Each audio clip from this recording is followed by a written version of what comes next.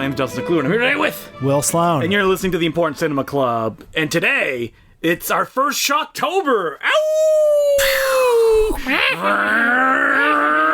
I want to suck your blood. You may have noticed that I tried to make the sound of a chainsaw right there, because we're talking about the Texas Chainsaw Massacre series. Nope, not just the first one, which is the one everybody loves, but all of them, which is way more than you think. Everybody loves all of them. Yeah, that's right. Just like the Friday the 13th series, or Halloween, or Nightmare on Elm Street. That's right, folks. Leatherface, the original bad boy of cinema, is back.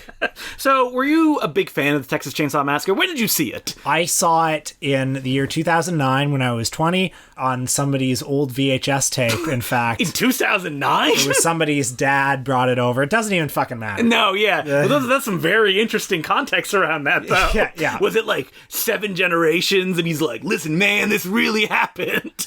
Pop it in.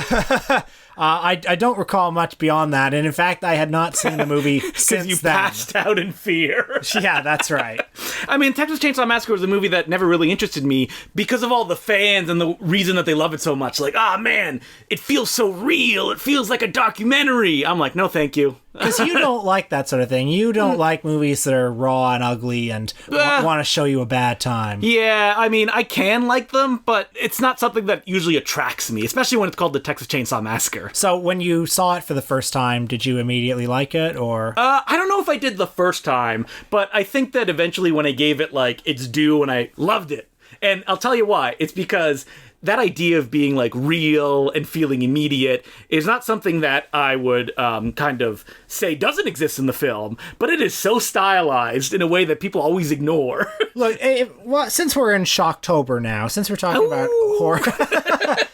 Since we're talking about horror movies, I want to ask you, what scares you? What scares me in movies? What do you find scary in movies? I mean, for people that know me, everything makes me jump. I've said this before, that I gotta cover my ears when any of the scary parts happen. But as far as something that I find unpleasant to the point that, like, oh no, that scares me, not very much. Are there kinds of horror movies that sort of get under your skin in any way, or are there certain genres that you gravitate towards subgenres? Yeah, well, reasons?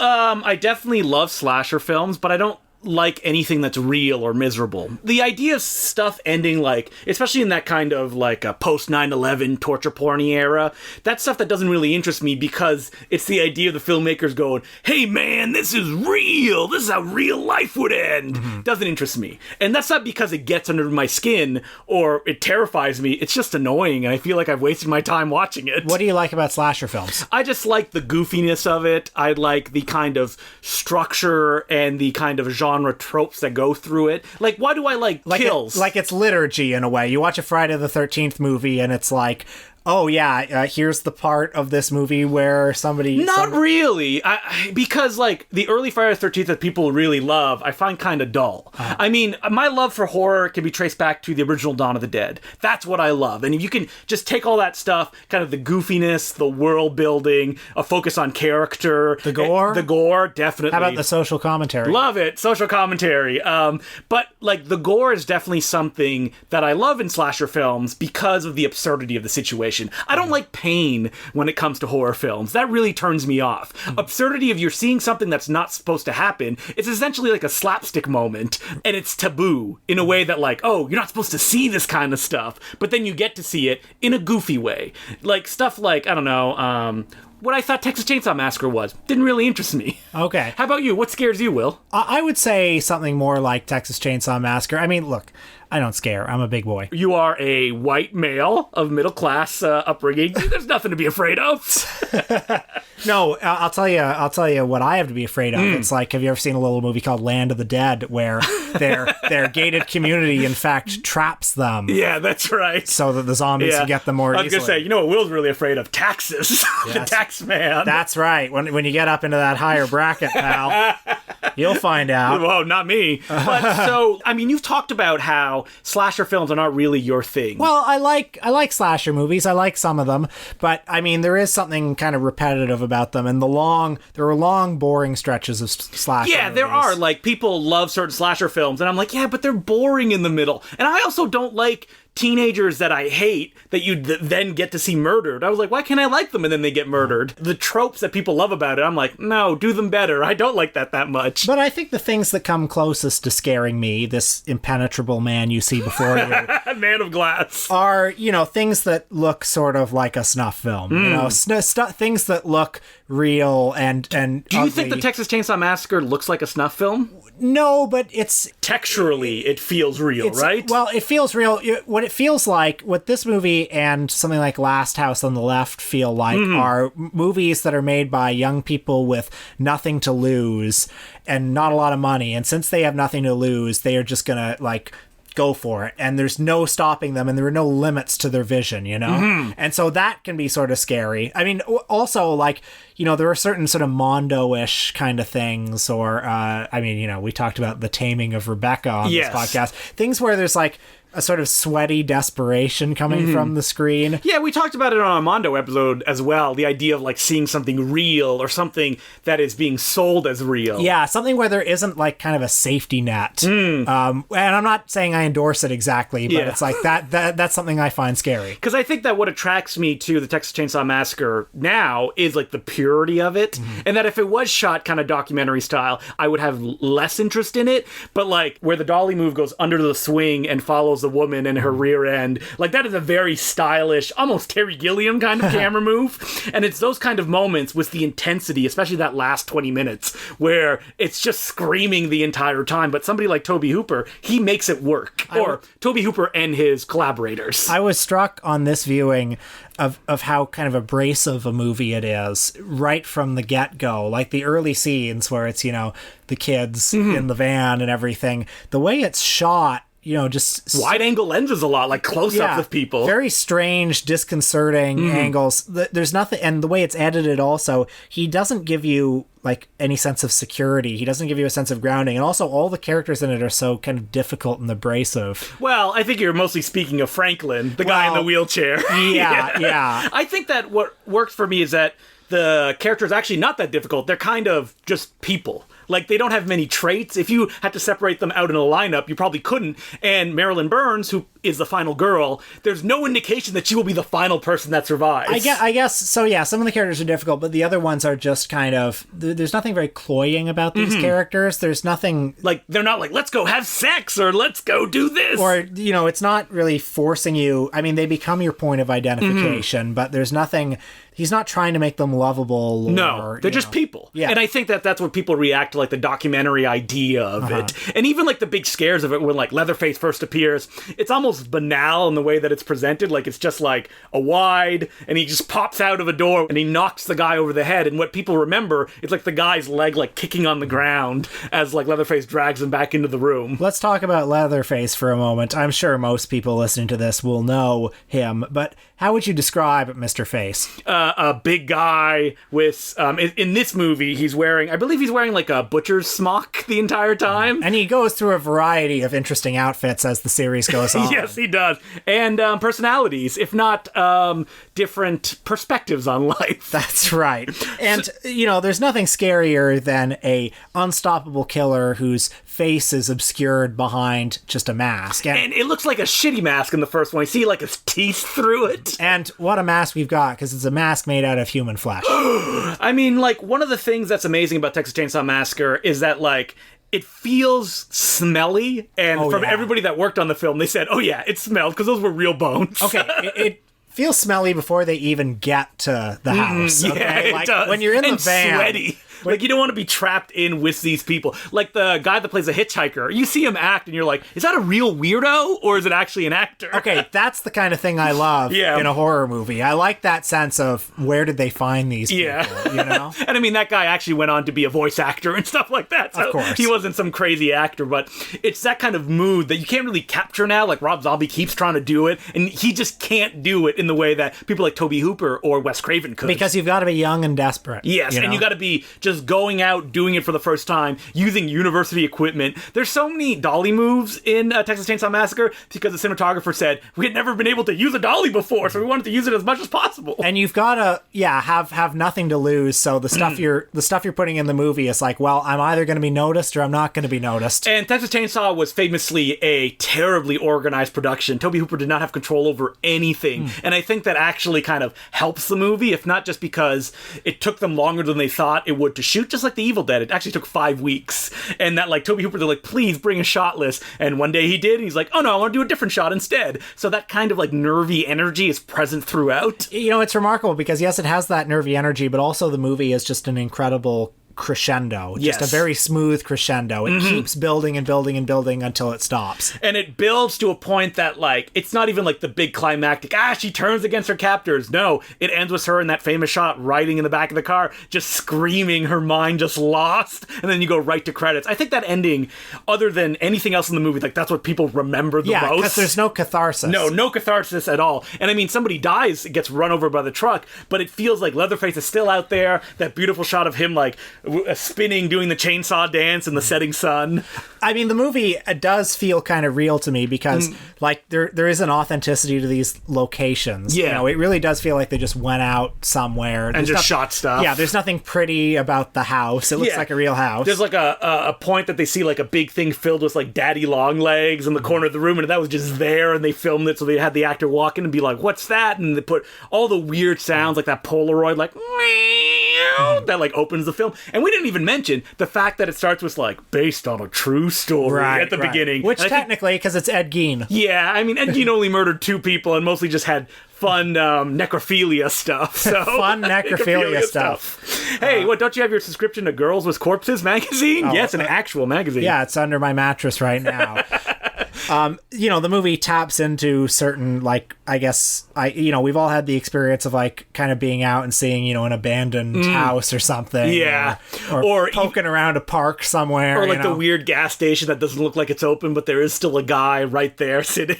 Yeah. And ready to serve you. And thinking, well, what if there's the whole, like, world behind this thing? What if there's unspeakable evil in the basement somewhere? And the way the movie also kind of very slowly or very carefully reveals the full scope of the evil, you know. But it's also like a banal evil, like that scene during the dinner, which is Marilyn Burns just like screaming the entire time. There's like humor there where they're like, Grandpappy, he can just kill her with one hit, and they keep trying to put like the hammer in his hands and he keeps dropping it and he can't kill her specifically. Like, it's every day for them. It's like weird every day, but it's only because it's so weird and so terrifying that I think that's why it worked. Like, a lot of people when the movie came out, they're like, it's not funny, it's so serious, when Tobe Hooper was like, oh no, there's comedy in this. It's just that you're not reacting to it in the way that, like, we were laughing on set. Yeah, and there's no explanation for these people. No, they're just like evil people. I mean, the screenwriter who would go on to direct the 4th one, The Next Generation, Kim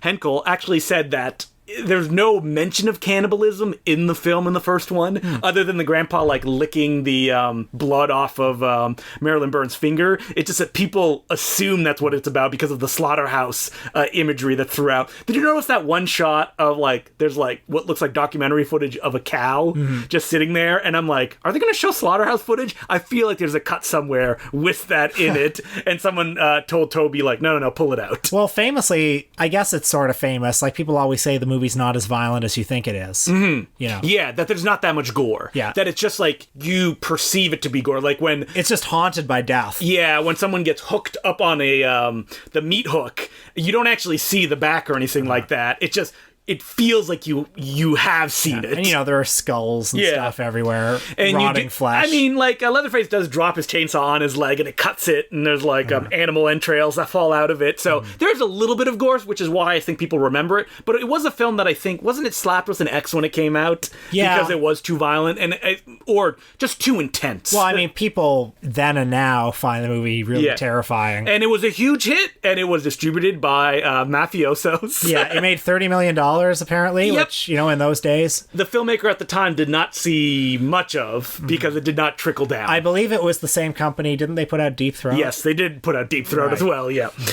So Tobe Hooper, after the success of Texas Chainsaw Massacre, his second film, Eaten Alive, which sounds like it's in the same territory, is stylistically so different. It looks like a Mario Bava movie. It's all set at like a hotel in a swamp, but it's all shot on a set. So it has like a full artificial feel, and you can tell it's him going like, I want to make a movie so different aesthetically from what Texas Chainsaw Massacre was, even though people were like, no, make more movies like Texas Chainsaw Massacre. That was a hit. Because Tobe Hooper has a bit of a reputation of being somebody whose career fizzled out or who never quite lived up to his full promise or was thwarted in some way. Yeah. I mean, by Mr. Spielberg. Exactly. I mean, that's the thing you know about him. He made Texas Chainsaw Massacre, and then that Spielberg really directed Poltergeist. Yes. And after that, he had 3 films that he made for Canon. None of them were financially successful. And then he was just in the wind for the rest of his career. He made Life Force, Invaders from Mars, Yeah. and then finally, one last return to the well in 1985, he made The Texas Chainsaw Massacre 2. A film that Tobe Hooper, from all intents and purposes, never wanted to make. He's like, why would I go back to this material that defined me in a way that, like, I know it will haunt me for the rest of my life? Now, I feel like I have more of a relationship with this movie because, I mean, this movie had a toxic reputation for so long. Oh, people hated it. And I remember not long after seeing the first one, renting this movie and watching it, not expecting much, and being kind of blown away by it. It's like, this is so fun. I mean, this is a movie that I think it may be like a perfect sequel. And I'll explain why. Is that how do you follow up a movie that is so iconic that, like, it is considered one of the scariest movies of all time? You can't get scarier. Like, that would be a joke. So what if you take it in the direction that people thought the first movie was? So you make it like the goriest thing ever, and you also play up the laughs that people did not get the first time around. Most horror sequels are just regurgitations of the first Even one. Evil Dead 2 is just a remake of Evil Dead 1 with a different tone. Right. And, all the Halloween movies have just been, I mean, that's the problem. The first one is so memorable. Yeah. And then it's all about kind of chasing that feeling. And then people are like, oh, well, it's just a remake of the first one. Give me something new. And then Tobe Hooper comes in, he's like, all right, here's something that has the same structure as the first one, in the sense that it's like a woman that gets threatened, and then she gets chased for the latter part of the movie, the Chainsaw family, but is radically different in every other way. Well, it's because she's not chased out of a house. She's chased out of so she's like a local DJ. Yeah, Stretch is her name. Yeah. Everybody has names like Stretch and Lefty. And Yeah, the Lefty, of course, is played by Dennis Hopper.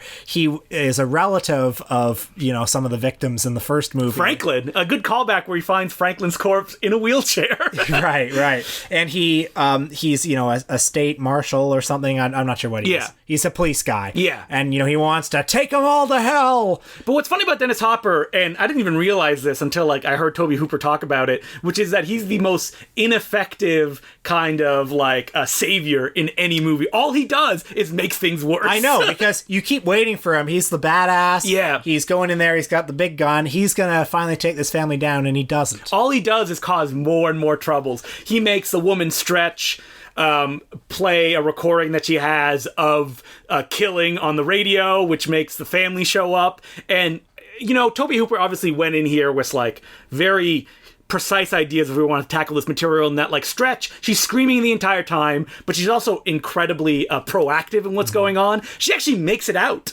and she actually could completely not be involved with them anymore, but she decides to go to their lair in an attempt to save her friend. Yeah, so the family in this movie are sort of, instead of being backwoods, a weird, obscure cannibal family, they are in fact beloved local meat merchants. Yes. And where do you think the meat is coming from? This picture is the most 1980s movie ever. And Tobe Hooper knows this. The film starts with the kind of setting of the Texas Chainsaw Massacre, the original, and then zoom a bunch of yuppies wearing holographic glasses with car phones and a convertible, zoom by shooting signs and driving people off the road. So the movie is turbocharged. Yeah. It's Ronald Reagan, it's cocaine, Yep. it's Star Wars. It's all that stuff. stuff. Yeah. And he lets you know right away with like an incredibly gory scene where a man gets half of his head cut off. Those beautiful Tom Savini special effects with blood splurting all over the place like it's a Japanese splatter film. So Stretch finds her way to the family's lair, which is this gigantic underground playground, basically. It feels like one of those big indoor playscapes. And it's, you know, a playscape full of death and destruction and people's bodies and, you know. You know, this is a film that famously Canon was having financial difficulties and the budget was slashed at the last minute. You never know watching it. I mean, it looks amazing. It honestly looks like... So the movie it reminded me of course, was Nothing But Trouble. It did, yes. 100% it looked like Nothing But Trouble. And Nothing But Trouble was much more expensive than this, but this looks way better. Way better. Actually, there are moments in this movie that are, like, stunningly beautiful. And I actually think the movie is, you know... It's amazing that it was hated so much because it feels a lot like Indiana Jones and the Temple of Doom. 100%. And I think that, like, what people didn't like about it is that it didn't feel like the first one, even though it was the first one. They didn't like that it was making fun or having humor in these situations that was very obvious. Like, no one is going to confuse this with, like, oh, it's serious, but, oh, it's also comedic. It is comedic through and through with horrifying stuff. They didn't like that it wasn't gritty. Yeah. And that it wasn't real. And also that, you know, you see the family is explained a little more. I mean, they're not explained, but you see more of them. I mean, like... Leatherface is a bit ridiculous in the movie. There's the scene where he's like, you know... His chainsaw is his dick. I mean, like... Tobe Hooper is taking everything that was subtext or assumed about the first one, like men, women, and chainsaws, the idea that this is just like a roller coaster, and he's like, all right, well, I'm going to make this movie, and I'm going to dive right in. So, like, Leatherface, essentially, his chainsaw is a big dick that he wants to have sex with, that he wants to use to fuck women. About as literally as possible. You could. You could not get more literal. And the movie is not like a diamond bullet like the first one is. It's all shaggy, it's wacky, and it's all over the place. Very colorful, like a Dario Argento film. Yeah, and I think it's like really exciting in the second half, in addition to being very funny. And it even like another final fuck you, it ends like the first one, but it has Stretch with the chainsaw waving it around as if like things have turned now. Yeah. I mean, like, this movie's so much fun, and it has found like an audience that went like, oh no, you guys were wrong, this is good. Like, it has been rediscovered, and I think it stands pretty comfortably as like the classic that it is. I do think that like there was a reluctance, particularly at that time, for these like comedy horror movies. The idea that it's not respecting the genre. Whatever. I mean, not that I give a shit. You pointed out that like Roger Ebert wrote a review where he was like, "Oh, why wouldn't it be? It should have been like the first one." And it's like he didn't like the first one either. That's right. That's right. And you know, he called the second one, you know, basically like a geek show, like a vomitorium. Yeah, which is fine. I like seeing bodies mutilated, being dismembered, and you feel like pathetic sympathy for Leatherface in the movie. There's one moment where they finally capture Stretch and like he looks embarrassed about his family. Like, that's fun stuff. In terms of the critical reception towards horror movies, there has always been, I think, more of a bias towards kind of the Val Lewton style of horror movie where everything's sort of in the shadows. Elevated horror, exactly. Yeah. Like if I mean, I love that stuff, but I don't like the fact that critics will treat that seriously, but then stuff that's like, oh, I want to be a fun splatter film, they're like, that's dumb and goofy. Yeah, and it's base. Yeah, exactly. Yeah. But, you know, if the cat person, you don't see them, then that's real art. Yeah. And it's like, all right, come on. So the series went dark for a few years, but then it came roaring back in 1990. And by roaring back, I mean like probably contractually obligated? Yeah. Leatherface, the Texas Chainsaw Massacre 3. Which was directed by a filmmaker named Jeff Burr, who I love. He made Puppet Master 4 and 5. A lot of Pumpkinhead 2 Blood Wings. A lot of sequels. Full Moon Entertainment stuff. And this was a movie that they set a date. They got a bunch of scripts written. They hated the scripts, and the date was still set. Jeff Burr tells a story that he went in to get the job. They told him, "You got it," and he went, "Yes, I'm going to go see a movie to celebrate." And when he was sitting in the theater, he saw the teaser. I don't know if you've ever seen it, the Excalibur Texas Chainsaw Massacre 3 teaser, where like the lady like throws a chainsaw in the air and like Leatherface catches it, and he's like, "Huh." They already made a teaser for the movie that I have not shot yet. Oh boy, it's going to be tough. And he said that it was the hardest job that he's ever had, which is, I think, noticeable in the movie that it is a nothing motion picture. Oh yeah, I'm going to forget this movie within a week. It is as generic a horror movie as I've ever seen. Jeff Burr tells stories that he had a gag where, like, at one point, Leatherface is chasing one of the victims in the movie, and then his chainsaw breaks down, and the producer was like, "No, that's too silly. We don't want to do that." They were, like, reacting directly to the negative of press of Texas Chainsaw Massacre 2, and they were like, oh, we want to bring it back to the original, but like with no style or any kind of personality. Yeah, it's pretty slick, you know. It's not that raw. Yeah. It just feels like a DTV movie. I mean, the plot, such as it is it's like, I mean, I'm already forgetting it, but it's like, it's, you know, a young couple and they're on the road. Breakdown on the side of the road. And there's Viggo Mortensen, who is the seemingly nice guy at the gas station who, you know, wouldn't you believe it? It turns out he's affiliated with this Texas Chainsaw family. The bad family. And Viggo... quite good, I think. Yeah, I think he's really good. I mean, this film, especially the next one we're going to talk about, real powerhouse performers. Yeah, let's just go straight to the next one. There's Texas Chainsaw Massacre: The Next Generation. Also, it was shot and supposed to be released as Return of the Texas Chainsaw Massacre. Which is the version that I saw, because, in fact... This movie was released twice. Yes. It was released for the first time in 1995 as Return to the Texas Chainsaw Massacre, and it was released in 27 theaters. Yep. And then in 1997, it was re-released in 400 theaters maybe with this new title, re-edited, a lot of stuff cut out of it. Because in the interim...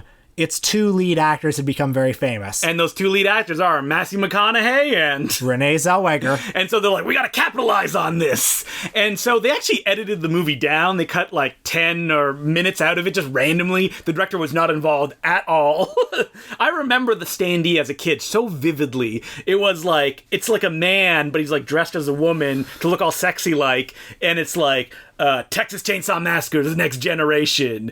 If looks could kill, he would need a chainsaw. I remember this ad because I used to see ads. I used to look at the movie ads in the newspapers, and this particular movie so vivid, so vivid because I didn't know what I was looking at. Did you also see the one of like it's a woman's lips and like a chainsaw that she's running across them? Yeah, I saw that one too because that's what the VHS box was. Yeah. And both of these ads, it's like, I mean, Leatherface is a very striking figure whenever you see him, but he's got like stockings and a garter belt, and he's wearing a dress, and you think, is this a horror movie? Is this a comedy? Like, what is this? Yeah.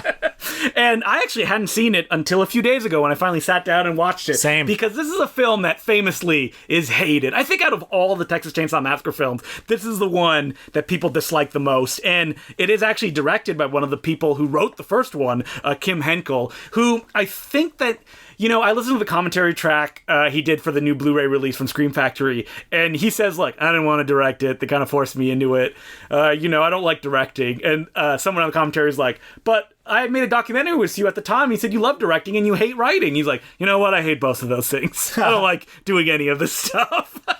The other thing this movie is famous for is the fact that Renee Zellweger and Matthew McConaughey, when it was re-released, their people made sure that they couldn't put their images in the promos. To this day. Right, because Scream Factory just tried to put out a Blu-ray, and they did, but they had to recall the cover art because the representatives of Matthew McConaughey and Renee Zellweger... There's a lengthy behind-the-scenes documentary that it was supposed to be included on the disc because they have the documentarian on the commentary track, and it is not on the disc because I think that people got involved and made them take it off. I think it may still be on the packaging as well. Is it available anywhere? Yes, it's available online. I've seen it online. It's like really raw footage of them on set. Interesting, because I've seen interviews with both of them this week. Oh, yeah, on set? Or no, talking about more recent interviews, because this is one of those things that, like, when they're on a talk show, it's like... It always comes up. It's and catnip. It's like...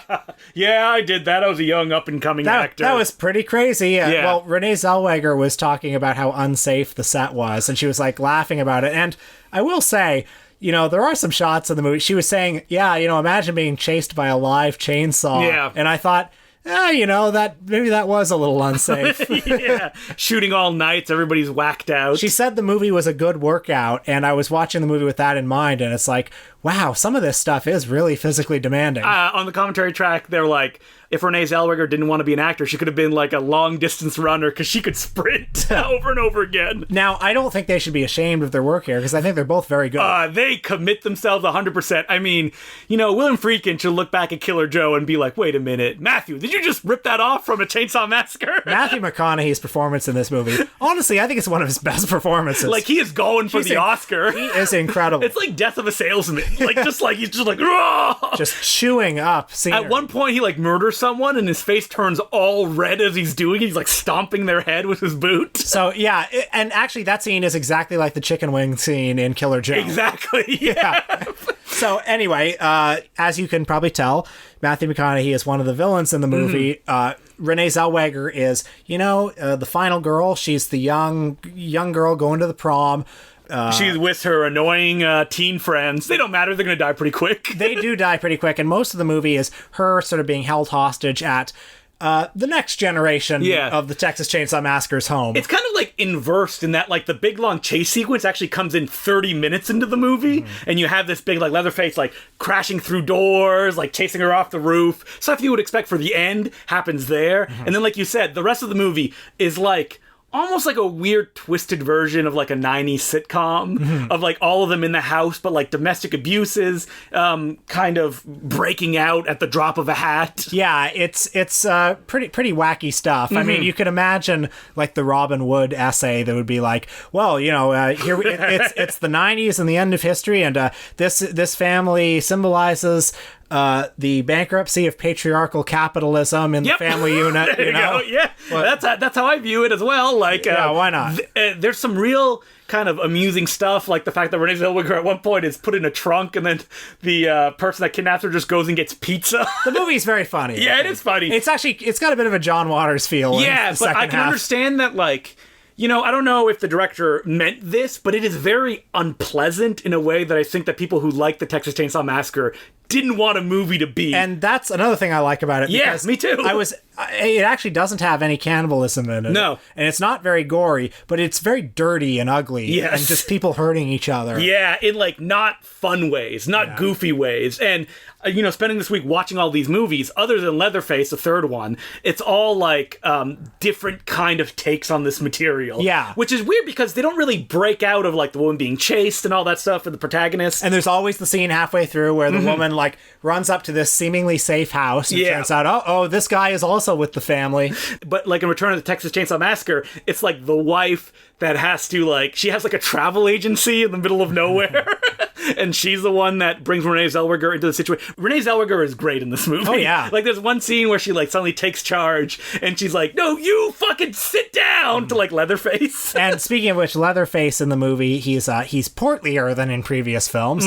He is also always in drag. Yes, he is. Putting lipstick on. I remember all the people on the horror message boards, they did not like that. Even though that was always present in the other versions, but never as kind of text as it is in this one. Well, yeah, he's always sexually frustrated, sexually confused. Yeah. And in this one, he fully embraces. Yeah. But the thing that people really hate about this movie is the idea that there's like an Illuminati cult that's controlling things. So this element of the movie doesn't quite work. No. But I can understand, like, it's big, like, metaphorical ideas of, like, what if the thing that seems simple and random is actually controlled by this, like, other force? And on the commentary track, they kind of try to, like, prod the director-writer to, like, explain what's going on and ask the actors on the track, like, did people on set have any question? The actors are like, yeah, we had no idea what was going on. Yeah. We assumed that it was just something out of our pay grade. Yeah, even this thing, which I don't think quite works, I enjoy it in the context of this movie, because this is a movie that's just trying stuff. Yeah, like, at one point, like, the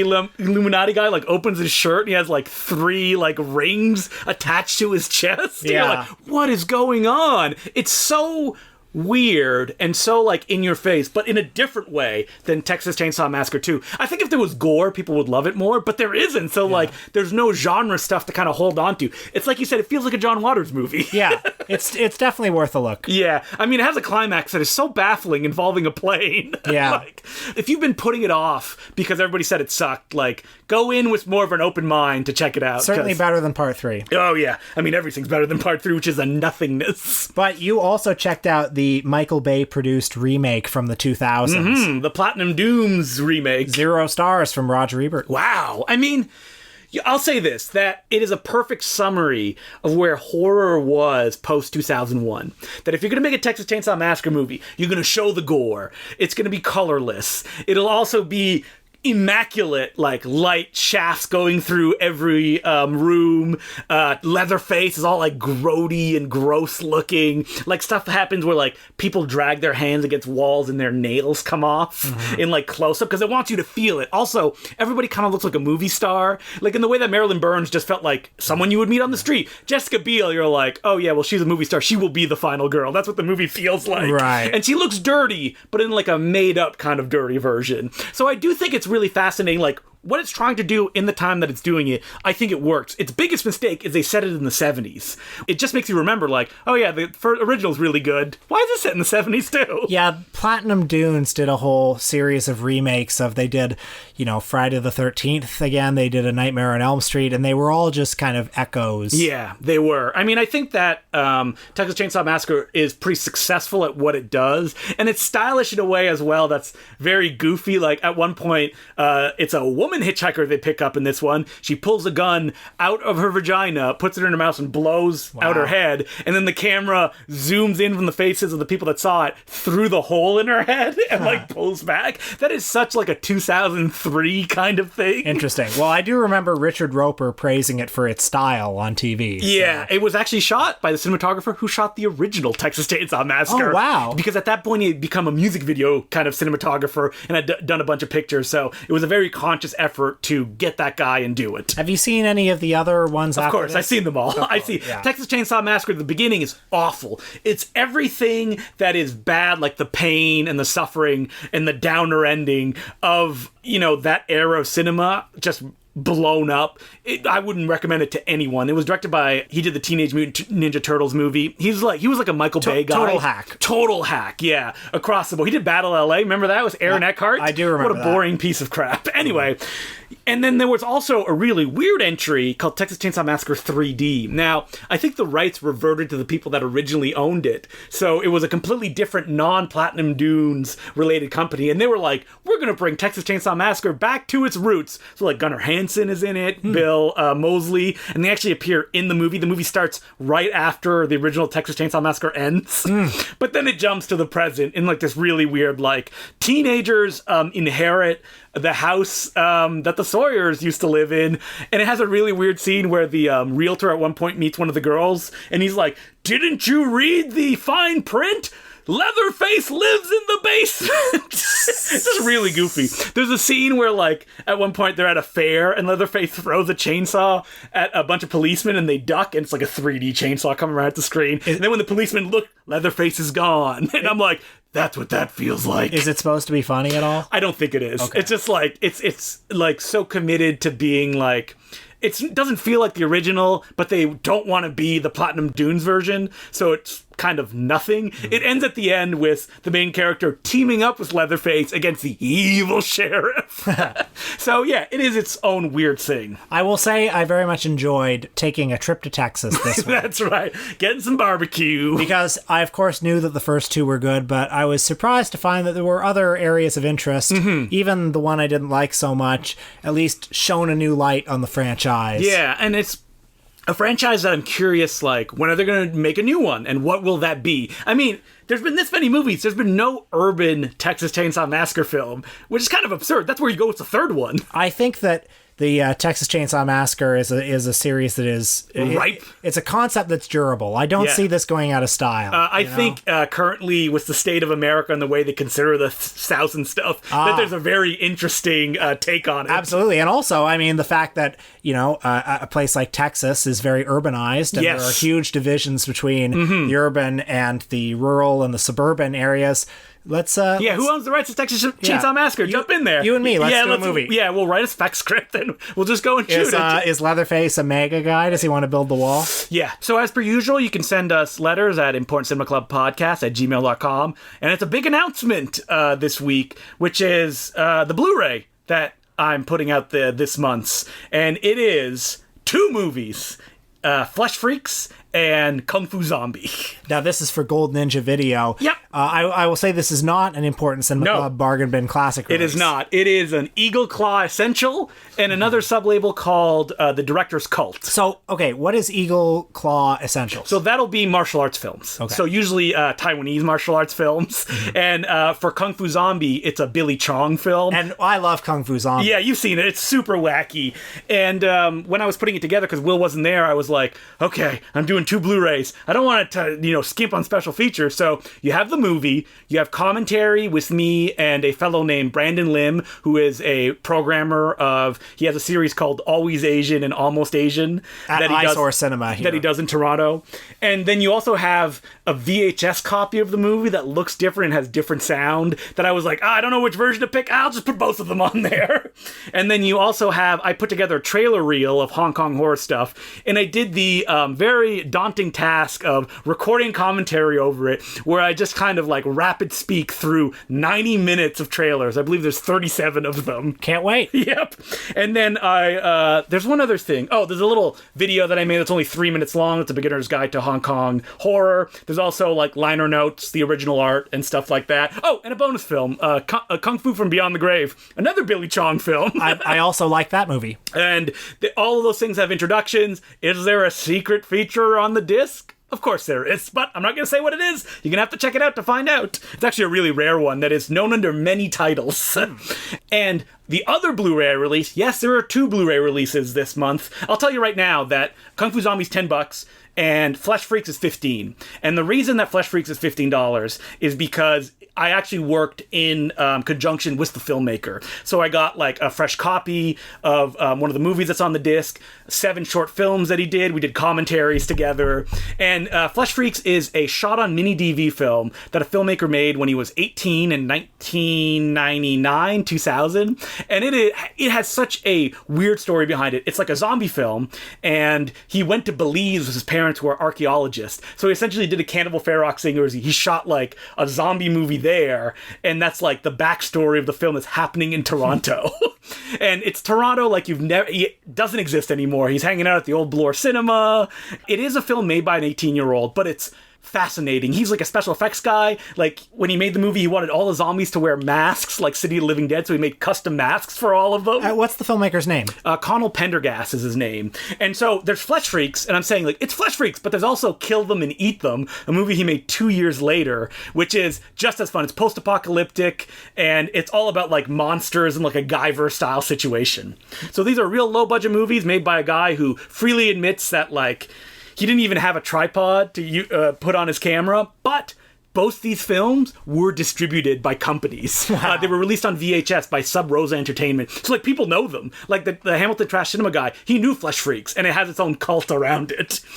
And so, these movies, you may be thinking, like, well, I don't know if I like shot-on-video films. I made a package that it's all about the context. I call it the Director's Cult series because I want, like, these discs to be about the people that made them. So, like, the commentaries, like, we talk about, like, where he is, what happened. We do a 21-minute Q&A where we talk about stuff like inspiration. He wrote liner notes for the Blu-ray.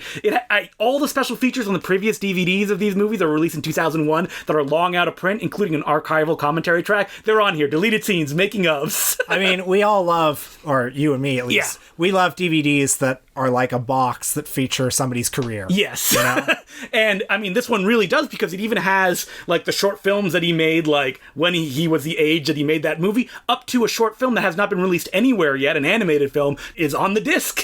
My God, Justin, you've sold me.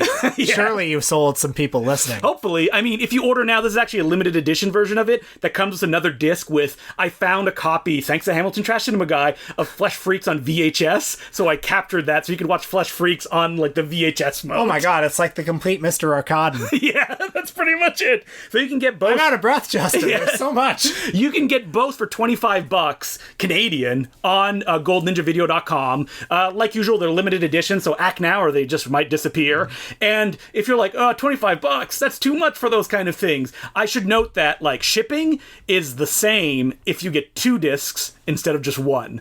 So, like, just get 2. It makes sense. Get 3. Get one of the remaining copies of the Three Stooges. Yeah, exactly. So yeah, grab the Three Stooges 1, 2. I worked really hard on these discs. I don't know if I'll ever do 2 Blu-rays in 1 month again, because it was very difficult, but, you know, these are real labors of love, and, like, Kill Them and Eat Them, it's a brand new transfer of the movie that the director gave me, and he had never done commentary on it either, so, like, that's all brand new stuff. So, hopefully you'll check it out, and they're 2 zombie movies, perfect for the Halloween season. So, next week on the podcast, we're doing a filmmaker that we actually mentioned a little earlier, perhaps the polar opposite of the Texas Chainsaw Massacre Part 2. Yes, we are talking about Val Lewton. Val Lewton is a producer I love, even though people always assume that he directed the pictures. Yeah, he didn't direct. He employed, you know, very skillful directors like Jacques Tourneur and Robert Wise. Yeah. But, of course, Val Lewton is one of the ultimate producers as auteurs. Mm-hmm. He had a unit at RKO where they made low-budget horror movies, and because he had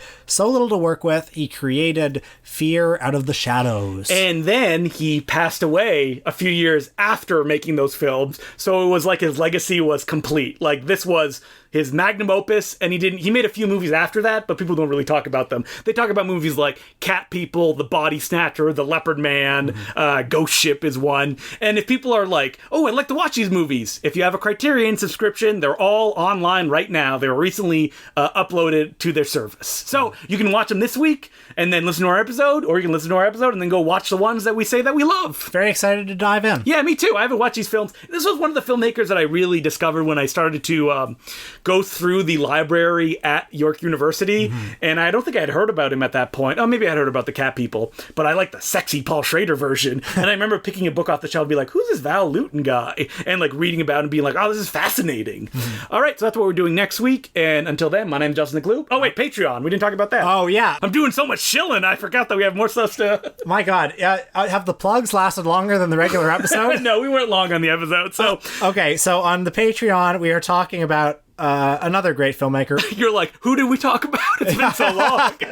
Well, we talked about Uwe Boll, the famous the Ed Wood of the 2000s, as they called him. And we watched Blood Rain, his famous Christina Loken, Michael Madsen, Ben Kingsley movie. Was it good? Did we like it? Yeah. Are we rediscovering him like an Ed Wood? Well, you're going to have to listen to find out. $5 a month. You can go to patreon.com/theimportantcinemaclub to become a Patreon subscriber.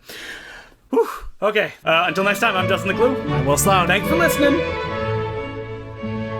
Something I want to talk about in the back matter this week is I would like to go back and chastise my younger self, or I would like to show where I'm at on my intellectual journey. Okay, yes. The evolution. You're walking down that yellow brick road. Because, you know, you, the listeners, you have followed me for so long. You followed Justin, too, for so long. You've seen us, love has been gained and lost.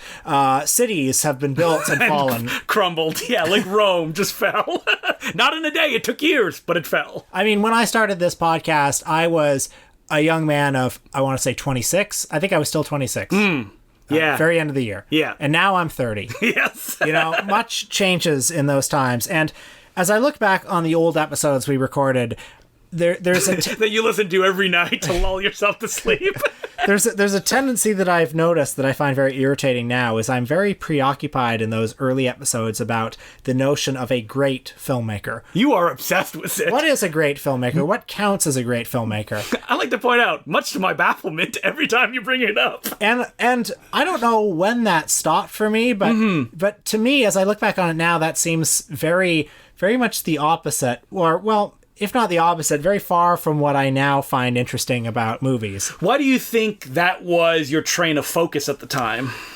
You know, I don't know. I mean, when we started the podcast, we're still very interested in the so-called canonical filmmakers. Yes. But when you're interested in canonical filmmakers, it can be easy to falling into the traps of, like, reinforcing the canon, you know? Yeah, it almost seemed like you were like, should we talk about this person? Like, almost like, does this person deserve an episode? Yeah, and I never think that way anymore. Yeah, and I remember, I think the first time it may have appeared was in our Elaine May episode. Which is insane now, because, okay, Elaine May, there is no more, like, fashionable filmmaker right now than Elaine May. And I was like, I don't know, she only made 4 movies. 4 movies!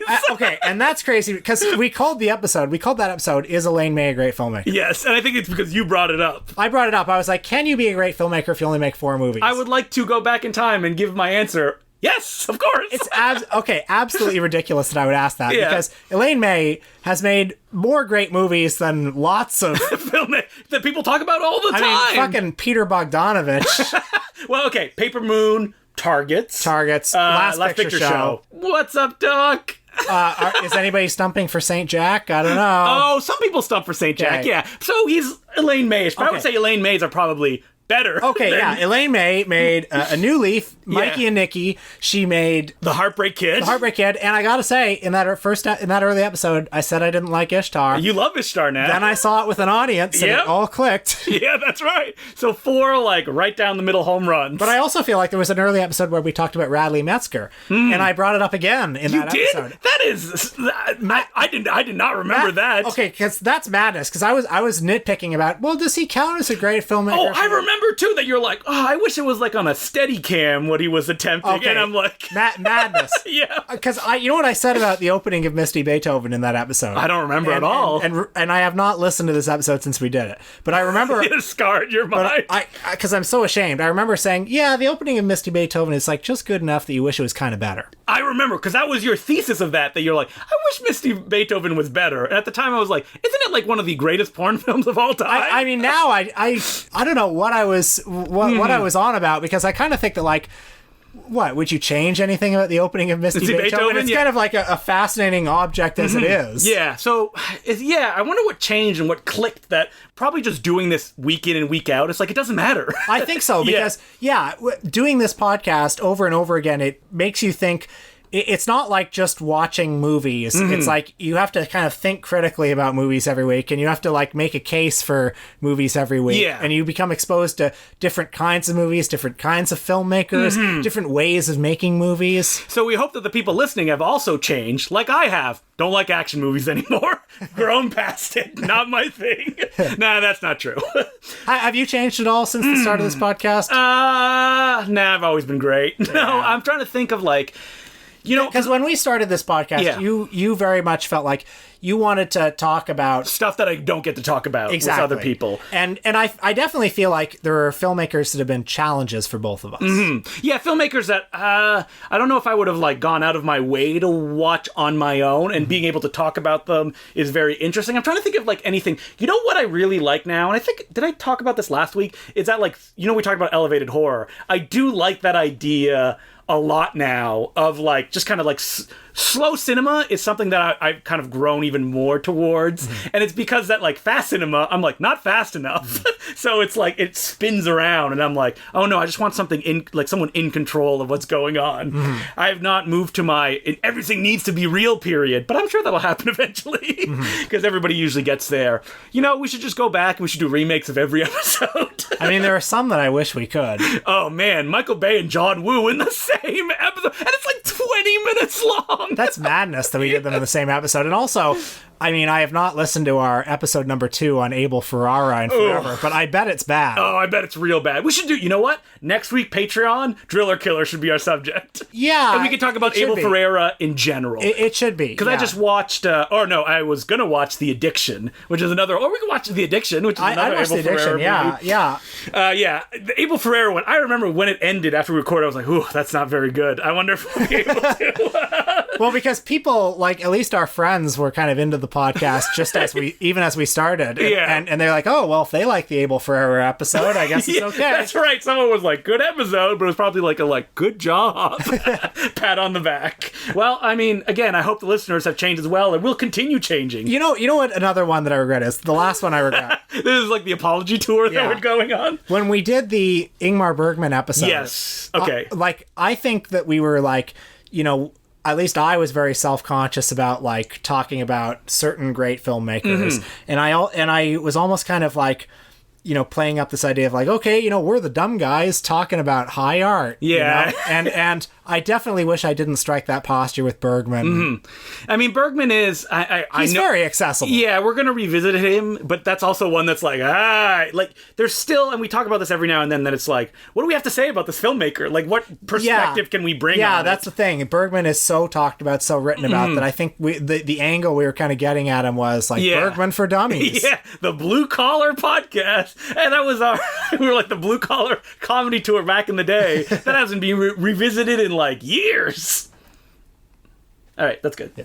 Good stuff.